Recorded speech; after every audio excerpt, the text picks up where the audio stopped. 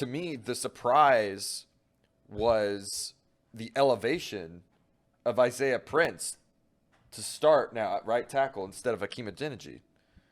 Did you see that? Did you hear about that? Yes. Yep.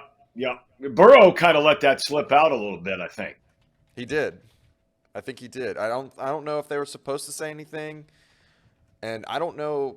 I was listening to Zach's presser, and he was just saying, like Prince was out early on in the season on IR, and they gave him an opportunity, and he's really shined in practice, I guess, and they're gonna give him the start, the nod, and I found that really surprising after the poor performance he had last year. So either they feel like Hakeem can't do it, is not serviceable, or they feel like Prince has improved. I don't know which is. I don't know how to feel about it, and Yep. I feel Yep. mixed about it because he was on your practice squad. Like he could have been elevated at any point, but now all of a sudden, your third string guy is now starting. I don't know if that's a sign of bad things to come or good things. How do you feel Well, about I it? got to tell you, the one thing, and believe me, I've taken my shots at Zach Taylor as far as being ready to play at the start of games. We talked about the offensive line going back to training camp, some of the play calling, and no coach is perfect at play calling.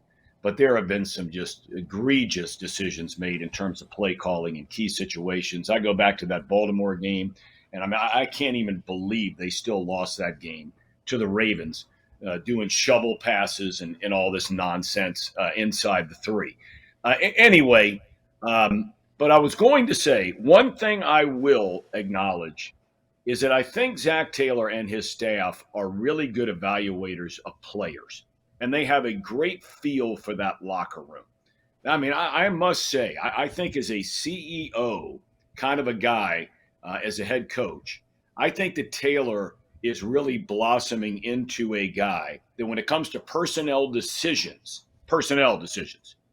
along with Duke Tobin and the coaching staff Taylor has around him, I think you can trust his decisions on this stuff. And look, you know, Prince was a big time player at Ohio State. I don't know the reasons why he was not drafted higher. He was a 3-year starter at tackle at Ohio State. Normally, you see those guys in programs like that, Wisconsin or Michigan or fill in the blank, Alabama. Those guys are much higher draft picks. So Prince, you know, gets the chance last year. You mentioned what he's been going on this year. I mean, not even on the active roster. But they must see something in him that they like. I mean, I don't know if he would be considered a better pass blocker, a better run blocker compared to Adeniji. I have no idea.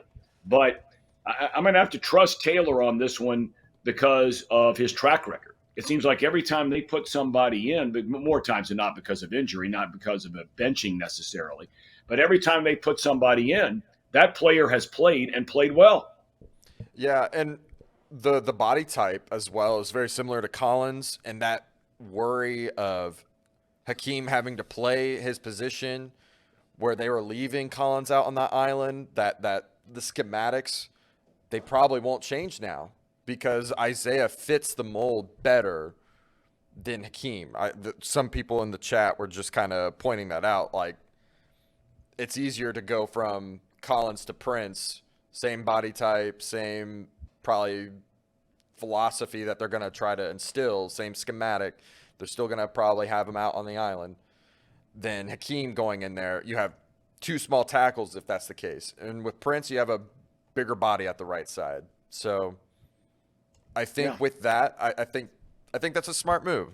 I think that's smart. If they can not change anything on the line schematically, if they don't have to shade help to that side, if they can just stay the same, then we won't see a dramatic drop.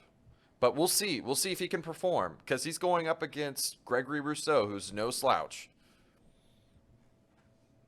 Well, I mean, no, he's no slouch, but you know, as somebody points out in the chat, he's also, you know, he's not Aaron Donald, he's not Micah Parsons. I mean, he's a good player, and you know, Their defenses, like a lot of defenses, they've had their moments. They've also had their moments of inconsistency. That's one area where if there's one separation, and these two teams are so similar, MVP quarterbacks, great skill position players, um, find a way to win mentality.